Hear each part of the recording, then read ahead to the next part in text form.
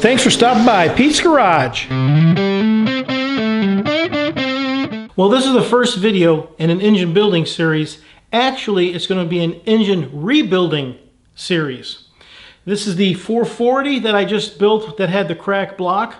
And this series of videos, I'm going to concentrate on if you are rebuilding an engine, what measurements you have to take on all the parts to decide whether or not you can reuse them. So I'm going to start this new build with a new block. The other block was a 69 block that cracked. This is a 77 block, and there are many ways to tell the difference between a 69 and a 77 block besides the casting number.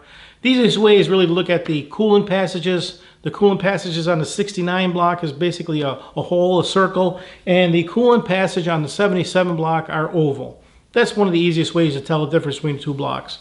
And that change happened, I don't know, somewhere around 72 they changed that. Now I started with a new block here, and I want to tell you what I had machined to get this build started, or this rebuild started, what was necessary to have machined, and what you should do when considering, or when you're starting a new block, what the basics are. The bores were cut to the 30 thousandths oversized piston to 4.350 and then honed. The head dowels were removed and the head deck was cleaned up. The lifter bores were cleaned up and honed to fit the retro lifter.